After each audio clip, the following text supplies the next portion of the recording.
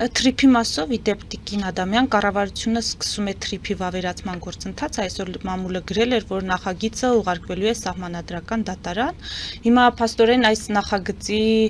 իրականացմանը խոչընդոտելու է ոչ միայն ռուսամետ ընդդիմությունը խորհրդարանում, այլև Ռուսաստանը եւ երկաթուղին է, ոնց հասկանում եմ, ամենագլխավոր խնդիրը։ Փաշինյանի Եկատերինբուրգյան այցի մասով ինչ կարող եք ասել։ Սա հրատապ կարգով Փաշինյանը փորձում էր սահմանափակումների հարց լուծել, թե երկաթուղին էլ կապ ուներ այս ամենի հետ եւ ընդհանուր տպավորությունը ինչ կարող եք ասել։ Պուտինի հետ հանդիպում տեղի չի ունենում, ինչպես տեսնում ենք, շնորհավորանքը չկա։ Ճիշտ է, շատերը համարում են, որ այդ շնորհավորանքը պետք է մեզ համար էական չլինի, մենք չսպասենք Ռուսաստանի կողմից շնորհավորանքին, բայց ամեն դեպքում դա ակնհայտ մեսիջ է ուղղված երկրին։ Այստեղ շատ բան չկա ասելու, որովհետև այո, Պուտինի շնորհավորանքը ես կարծում եմ կարևոր է բոլոր նրանց համար, ում հայրենիքը Ռուսաստանն է, բայց իրենք չգիտես ինչու ապրում են Հայաստանի Հանրապետությունում։ Անձամբ համար բացարձակապես ոչ մի նշանակություն չունի Պուտինը շնորհավորել թե չի շնորհավորել։ Ընտրությունները վավեր են թե անվավեր են, դա Պուտինի շնորհավորանքից կամ Ռուսաստանի Դաշնության որևէ պաշտոնյայի շնորհավորանքից ընդհանրապես կախված չէ, նույն չափով ավելի կախված չէ որևէ այլ երկրի ղեկավարի շնորհավորանքից, որովհետև այստեղ ընտրությունների մեջ ներգրավված ենք մենք։ Մենք պետք է այդ ընտրությունները համարենք լեգիտիմ կամ համարենք ոչ լեգիտիմ։ Այստեղ մենք ունենք շատ ավելի դժվար իրավիճակ, որտեղ խորհրդարանում ընդդիմությունը իշխանությանն է համարում ոչ լեգիտիմ, իշխանությունը ընդդիմությանն է համարում ոչ լեգիտիմ, բայց չգիտես ինչու թե իշխանությունը, թե ընդդիմությունը խորհրդարանը համարում է լեգիտիմ։ Այս սա է պարադոքսը, սա է կազուսը։ Եվ այդ կազուսից փորձելու է օգտվել Ռուսաստանի Դաշնությունը։ Այդ կազուսը փորձելու է իր շահերին ծառայեցնել Ռուսաստանի Դաշնությունը։ Այո, Փաշինյանը ասում էր, որ ինքը ընտրություններից հետո կգնա կհանդիպի Վլադիմիր Վլադիմիրովիչի հետ, բոլոր հարցերը կլուծվեն։ Հարցերը չեն լուծվելու։ Հարցերը չեն լուծվելու, ուզում են Միշուստինին հանդիպի, ուզում են նույնիսկ Պուտինին հանդիպի։ Հարցերը չեն լուծվելու, որտեղ Ռուսաստանի Դաշնության համար այստեղ կարևորը իր գլխավոր խնդիրն է։ Հայաստանի Հանրապետությունը իր ազատությունից դուրս չգա։ Հայաստանի Հանրապետությունը Ռուսաստանի Դաշնությունը իր գլխավոր խնդիրը չլուծեց։ Գլխավոր խնդիրը Հայաստանի Հանրապետությունում իշխանապողությունն էր, հեղաշրջում եղավ։ Չեղավ եւ փառք Աստծո որ չեղավ։ Չեղավ, բայց Ռուսաստանը շարունակելու է չեն լուծվելու եւ մնալու է այնպիսի իրավիճակ, որը ձեռնտու է Ռուսաստանին, այդ դեպքում կարելի ասել, որ մենք էլ շահող դուրս չեկանք որպես քաղաքացիներ, որպես քաղաքացի, այո, շահի առաջ որպես քաղաքացի, միանգամայն ճիշտ եք, մենք շահող դուրս չեկանք, որովհետեւ Հայաստանի Հանրապետության ինչին վիճակագրական ընտրողները գնացին եւ այնպես ընտրություն արեցին, որ Ռուսաստանը կարող ուներ նվազագույն ծրագիրը կատարի եւ խորհրդարանում հայտնվեն Կրեմլի ները բավականին զանգվածով։ Սա Հայաստանի Հանրապետության ընտրողների որոշումն է, որի հետ ուզեք, թե չուզեք, պիտի համաձայնեք։ Սա հարցի մի կողմն է, եկեք վերադառնանք Ռուսաստանի Դաշնություն։ Ես չեմ կարծում, որ Եկատերինբուրգում հանդիպումը ընդհանրապես իմաստ ուներ։ Եվ Եկատերինբուրգում հանդիպումը որևէ խնդիր լուծելու էր, որևէ խնդրի ծառայելու էր։ Թեպետ իշխանությունից կարող են ասել, որ դեռ Երևան խնդրի լուծումները չեն երևալու, որտեղ Ռուսաստանի Դաշնությունը շատ լավ հասկանում է, որ Հայաստանի Հանրապետության հետ այլևս վերականգնել նախկին հարաբերությունները հնարավոր չի։ Անդառնալիության կետը արդեն անցել ենք։ Անկամ եթե Զախարովան ոչ թե ասենք շաբաթվա մեջ 1 օր, այլ շաբաթվա մեջ 7 օր սիրո բացատրություններ հայ ժողովրդին, Հայաստանին, չգիտեմ, մեզնից յուրաքանչյուրին ուղղի, դրանից ոչինչ չի փոխվելու, դրանից Ռուսաստանի Դաշնության քաղաքականությունը չի փոխվելու։ Ռուսաստանի Դաշնության համար Հայաստանի Հանրապետությունը գոյություն ունի իբրև տարածք, ոչ իբրև պետություն, իբրև տարածք, որտեղ պետք է լինի իր ազդեցությունը։ Եվ այնքան որքան այդ ազդեցությունը նվազում է, այնքան Հայաստանի Հանրապետությունը Ռուսաստանի Դաշնության համար դառնում է, ինչ ասեմ, վտանգավոր ու թշնամի պետություն։ Եկեք համեմատենք Ղազախստանը ինչ քայլեր է արել Եվրամիության հետ, Ամերիկայի Միացյալ Նահանգների հետ համագործակցությունը խորացնելու։ Ռուսաստանի Դաշնությունից Ղազախստանի հասցեին հնչել է որևէ սպառնալիք, որևէ պատժամիջոց Ղազախստանի նկատմամբ կիրառվել է։ Վերջին հաշվով եկեք համեմատենք Իլհամ Ալիևին։ Այո, Ադրբեջանի հետ կապված երեկվա Պեսկովի հայտարարությունը։ Այո։ Իսկ ով այնպեսի Ջերմնում շնորհակալություն հայտներ Իլհամ Ալիևին, որ ընդունում է Ուկրաինայի տարածքային ամբողջականությունը, խորին շնորհակալություն Իլհամ Հեյդարովիչ, բայց մենք դա դեռ տարբեր խողովակներով կքննարկենք։ Ինչի մասին է խոսքը։ Գիտեք դա ինչից է գալիս, որտեղ մենք փորձում ենք անվերջ Ռուսաստանի Դաշնության հետ գնալ այսպես։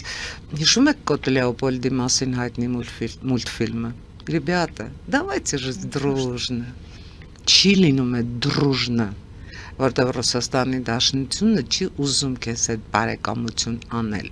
Ռուսաստանի Դաշնությունն ուզում է քեզ տեսնել ենթակա։ Բայց հիմա թրիփի ճակատագիր է, ենթադրենք սահմանադրական դատարանը խնդիրներ չի տեսնում նախագծի հետ կապված, դրանից հետո գնալու է խորհրդարան, ինչ։ Ըստ էության սահմանադրական դատարան թրիփի հետ կապված խնդիր ես չեմ կարծում, որ կա որ տեսնի։ Եթե լիներ կտեսներ ամենայն հավանականությամբ։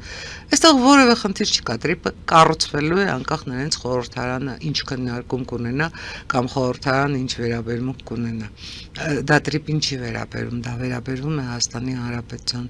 ապագային, Հայաստանի Հանրապետության զարգացմանը, եթե կուզեք Հայաստանի Հանրապետությունում ներքաղաքական մթնոլորտին։ Տեսեք դուք հարցազրույցը սկսեցիք Գագիկ Ծառուկյանի մասին հարցով։ Ես էլի վերադառնալու եմ Գագիկ Ծառուկյանին։ Որտեղից են առաջանում Գագիկ Ծառուկյանները, այդ ֆենոմենները որտեղից են առաջանում։ Սարոյանը ճիշտ է, չէ, ինչ որտեղ ինչ որ բան սխալ է։ Ինչ որտեղ ինչ որ բան սխալ է։ Եկեք հասկանանք էլի այդ սխալը որն է։ Ու ինչու մենք պիտի անվերջ պայքարենք հետևանքների դեմ։ Ինչու մենք չենք վերացնում պատճառները։ Պատճառները վերացնենք, որ այսպես բոլշևիկաբար, քաջաբար, անձնուրաց չստեղծենք խնդիրներ, այդ նույն խնդիրները հետո նույնքան անձնուրաց հաղթահարելու ազնիվ մղումով։ Ինչու։ Ես կարծում եմ, որ Հանրապետություն կուսակցության ամենայն դեպս գործունեության հիմքում եղել է այդ պատճառների վերացումը, պատճառների վերացումը։ Դու Հայաստանի Հանրապետության ինքնիշխանությունն է գլխավոր խնդիրը։ Եթե դու քո ինքնիշխանության գիտակցությամբ չես գնում Ռուսաստանի Դաշնության այդ բանակցությունների, Ռուսաստանի Դաշնությունում հաջողության չես հասնելու։ Բարձ համադրում Ադրբեջանը գաբալայեց ռուսներին, ինչ արեց։ Հանեց։ Ոնց արեց։ Շատ գեղեցիկ եւ ամենայն դեպս որևէ հետևանք գաբալայից ռուսների հեռացումը չունեցավ։ Արցախից էլ հաջողությամբ հանեցին։ Շնորհակալություն հիշեցման համար։ Հիմա մենք երբ որ գնում ենք Ռուսաստանի Դաշնության հետ բանակցելու, մենք պետք է գնանք ասենք դե կներեք մենք այսպես մի քիչ ուզում ենք ինքնիշխան լինենք, էլի մի այդքան առարկեք։ Սա պիտի ասենք, թե պիտի ասենք դուք ունեիք հայկական երկաթուղիների կոնցեսիոն կառավարումը 2008 թվականից առ այսօր ինչ է կարել։ Ինչ է կարել առ այսօր։ Ինչու ներհայաստանյան գոնե ցանցում այդ երկաթուղին չի գործել։ Ինչու է երկաթուղին դեռ ժամում այդպես 40-ից 60 կիլոմետր արագություն, տիեզերական արագությունն է զարգացնում, երբ կրյաները հիմա ավելի մեծ արագություն ունեն։ Բարի եղեք կամ կատարեք պայմանագրով նախատեսված ձեր բոլոր քայլերը, կամ ենք դիմում ենք Փարիզի արբիտրաժային դատարան պայմանագիրը լուծարելու։ Վերջ, քննարկումներն այստեղ ավարտվում են։ Քննարկումները այստեղ ավարտվում են։ Մեր տարածքում դուք ունեք 100 ռազմաբազա։ Մենք այդ պայմանագիրը մեր փառահեղ, հանճարեղ, այսպես ինչ ասեմ, Հայաստանի Հանրապետության ցավերով տառապող նախագահներից մեկը մինչև 2045 թվականը ձեզ հնարավորություն է տվել այդ ռազմաբազային պահելու, բայց տարածաշրջանում աշխարհում աշխարհակաղակական կտրվածքով իրավիճակ է փոխվել, մենք ձեր ռազմաբազայի անհրաժեշտությունը չենք զգում, մենք ամենայն դեպս ռազմաբազայի ներկայությանը իբրև Հայաստանի Հանրապետության պաշտպանության խնդիր այլևս համարում ենք լուծված։ Մտածեք ռազմաբազան անելու մասին։ Եվ վերջապես խորին շնորհակալություն փառքուպատիվ բոլոր ռուս սահմանապահներին։ Մենք հիմա ինքներս կարող ենք մեր սահմանները պահել։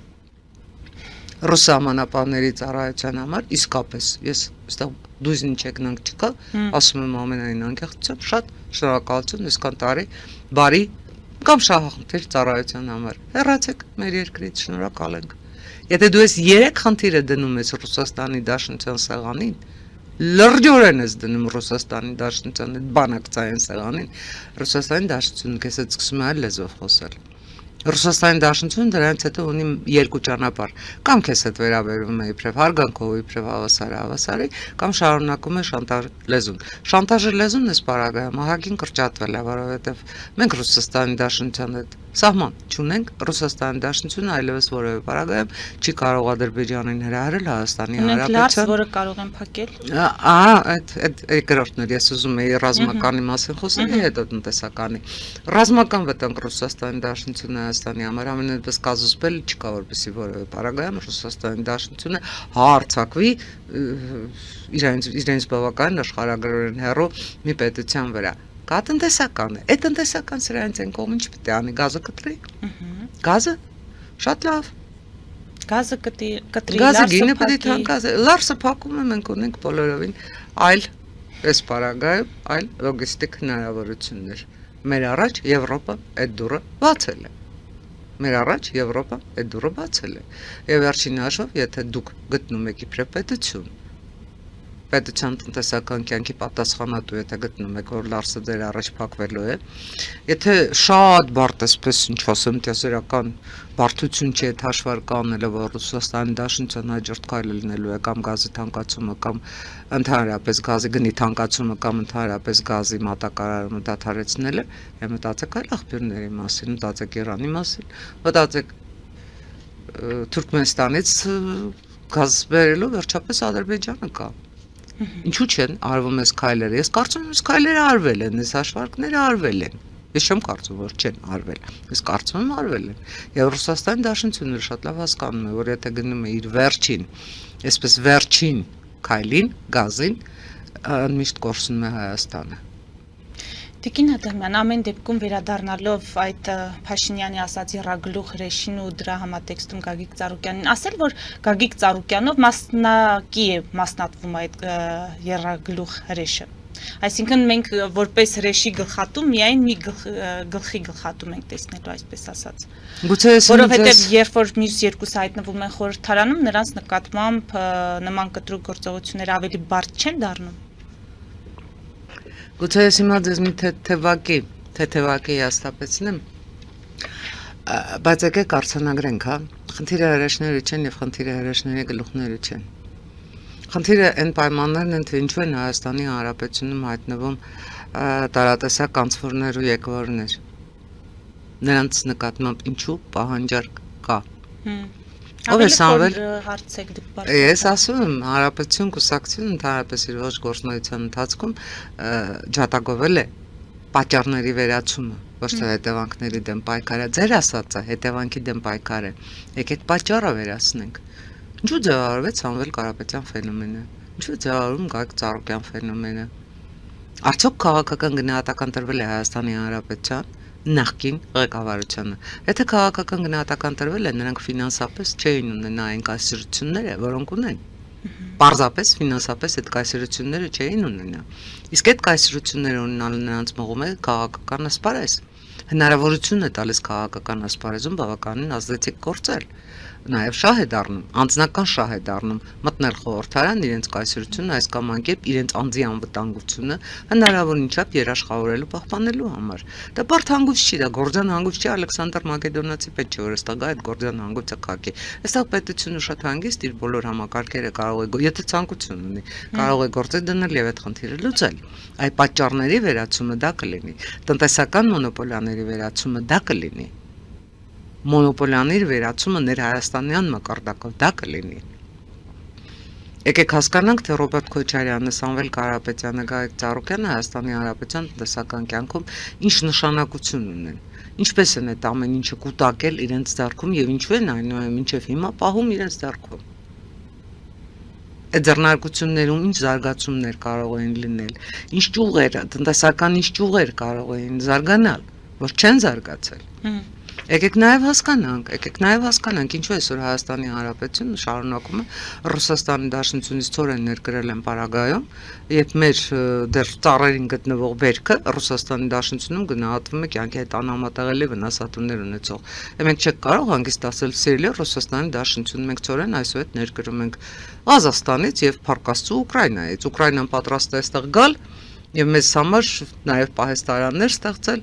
նաև ալերաղացներ ստեղծել եւ այլն եւ այլն եւ այլն, պատրաստ է այդ երկիրը։ Ինչու մենք դա չենք անում։ Սա Հայաստանի Հանրապետության տնտեսության ներքին խնդիրն է, Ռուսաստանի Դաշնության հետ կապված չի։ Ինչու այդ խնդիրները չեն լուծվում։ Ինչու են մոնոպոլիաները, թվում թե Հայաստանի Հանրապետությունն ընդհանրապես մոնոպոլիաները վերածված են, բայց շատ տնտեսավարողներ ունեն մոնոպոլ դիրքեր։ Եվ այդ մոնոպոլ դիրքերի վերացումը բխում է պետության շահից։ Ես կարծում եմ նաև այստեղ մեկ այլ խնդիր էլ կա։ Տեսեք, մենք անվերջ խոսում ենք այս կուսակցություններից, բայց մենք չենք փորձում հասկանալ, իսկ այս կուսակցությունները ընդհանրապես գաղափարական որևէ հենք ունեն։ Ինչ նորություն, ինչ գաղափար, ինչ են բերում նրանք այս քաղաքական դաշտ։ Քաղաքական դաշտ, ինչ գաղափար են բերում այս կուսակցությունները, բացի նրանից, որ ԿՊ-ն պետք է հեռանա։ Վարչապետը պետք է հեռանա։ Որևէ այլ Դրանից հետո կորոշեն չկան։ կներեք, դրանից հետո որոշելը ո՞րն է։ Դուք ասեք հեռացավ, ինչ է լինում, որպեսզի կարողանաք հավաքել թեկուզ այն քրիտիկական զանգվածը, որը համենայն դեպս տարիներով չեք հավաքում ու չեք էլ հավաքելու հիմա։ Չեք հավաքելու հիմա, որտեղ դուք ոչինչ չեք ասում։ Կամ էլ վերադառնանք Լևոն Տեր-Պետրոսյանի փառահեղ ձևակերպումին, կգնանք Ռուսաստան կիմանանք։ Հա։ Չէ, մենք Ռուսաստան գնալու կարիք չունենք։ Մեր մայրաքաղաքը չզարմանաք, Երևանն է։ Ամփոփենք Տիկին Ադամյան մեր հարցազրույցը, ինչ եք կարծում Իսրայելի արտգործնախարարը, ինչու բերեց նախագիծ Հայոց ցեղասպանությունը ճանաչող, որը կառավարության հավանության արժանացավ, հիմա էլ Իսրայելի խորհրդարանում կասեցվել է այդ բանաձևի քվեարկությունը եւ գիտեք, երբ որ հայտարարվեց, որ Իսրայելում կառավարությունը հավանություն է տվել այդ նախագծին, մեզ մոտ քննադատում էին Հայաստանի իշխանություններին, ասում էին չկարողացան օգտագործել այս հնարավորությունը, հազիվ Իսրայելի հետ կարելի էր հարաբերություններ կարգավորել, միասնական ճակատով ընդհանուր թշնամու դեմ պայքարել, մի խոսքով քննադատության մեծ տեղատարապ հնչեց անձամբ Նիկոլ Փաշինյանի հասցեին։ Ինչ խնդիր լուծեց Իսրայելը, ինչ կամ փորձում էր լուծել եւ մեր արձագանքը որքանով էր համարժեք կամ տեղին անտեղին։ Մեկի համար գաղտնիք չէ, որ ես կողմ եմ Իսրայելի հետ հարաբերությունների զարգացմանը եւ կարծում եմ, որ Հայաստանի Հանրապետությունը պետք է պարտադիր միանա Աբրահամյան համաձայնագրերին, որովհետեւ Իսրայելի հետ հարաբերությունների զարգացումը մեզ համար արտաքին քաղաքականության մեջ բազում խնդիրներ լուծելու է իշա Հայաստանի։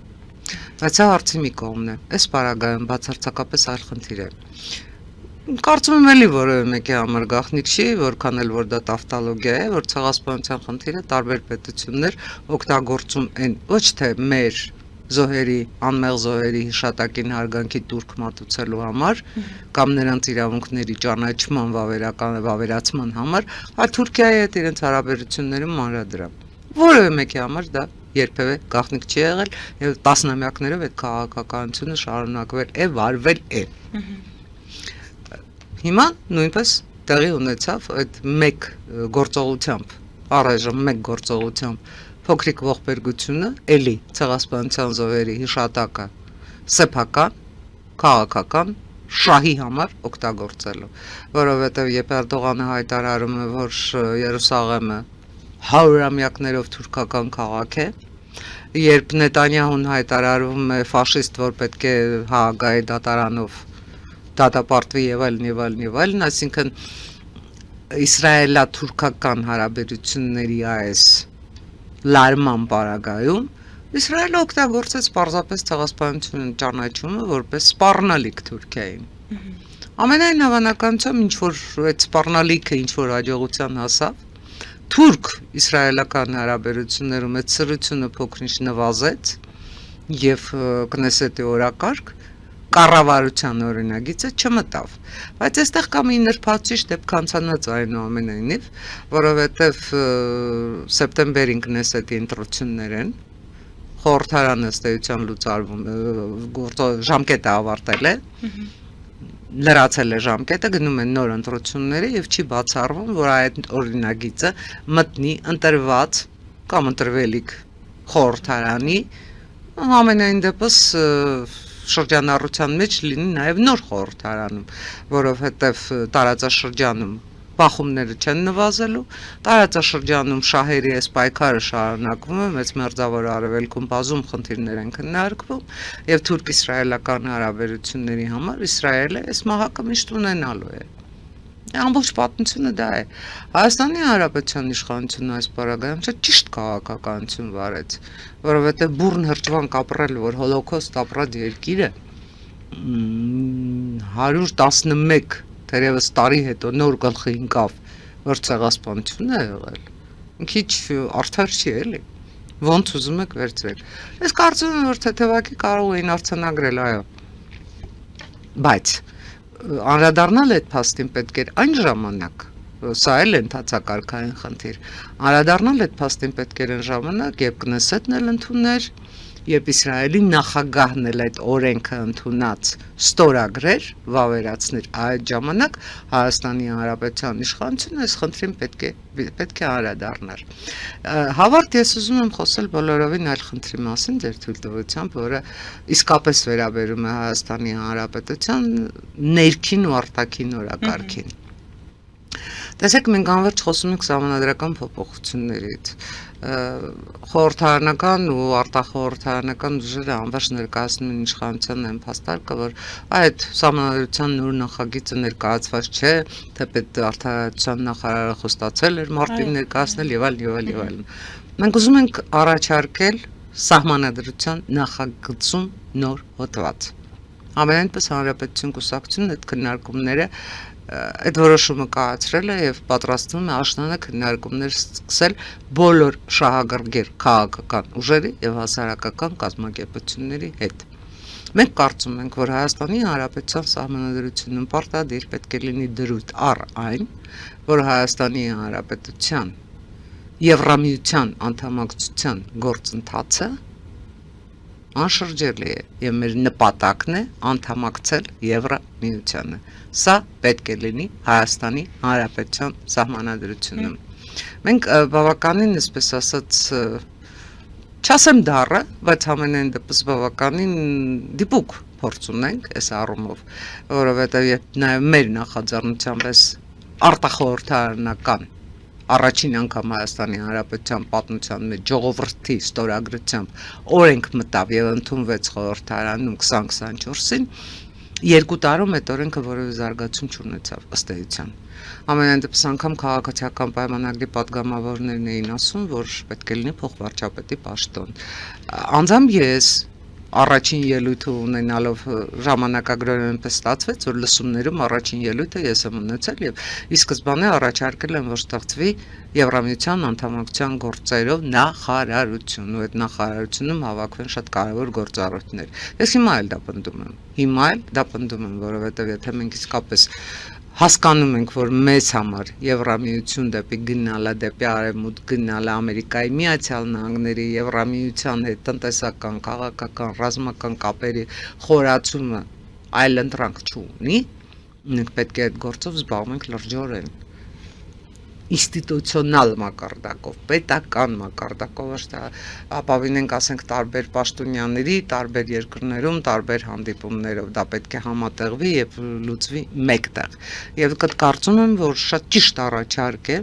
քննարկման, ոչ միայն քննարկման, այլև հավանության արժանի առաջարկ է, որ այո, Հայաստանի Հանրապետության նոր սահմանադրության մեջ, որը դեռ ոնց որ նախագծի փուլում է, այդ դրույթը պարտադիր ամրագրվի, որտեղ դա անշրջելի է դարձնում ոչ միայն դեպի արևմուտք ընթացքը, այլև դա պաշտպանված է դարձնում մեզ, այլև դա հնարավորինս խաղաղությանն է նպաստում։ Դա նպաստում է այն հանգամանքին, որ Հայաստանի Հանրապետությունում այլևս այս ներքաղաքական առնեմ ծախեմները, օդից փողերը, չգիտեմ ինչերը, դառնում են Ռուսաստանի Դաշնության համար նվազ շահավետ։ Ռուսաստանի Դաշնության համար Հայաստանի Հանրապետությունը դառնում է սակարկումներից դուրս երկիր, որտեղ այդ երկիրը անշրջելիորեն գնում է մի ճանապարհով, որտեղ Ռուսաստանի Դաշնության ենթակայությունը արդեն օրենքի մակարդակով, սահմանադրության մակարդակով է բացառվում։ Դա փոխելու է բոլորիս կյանքը, հավատացնում եմ ձեզ, եթե մենք իհարկե ունենք բավարար խելք, եթե ունենք բավարար կամք, եւ եթե բավարար սիրում ենք մեր երկիրը։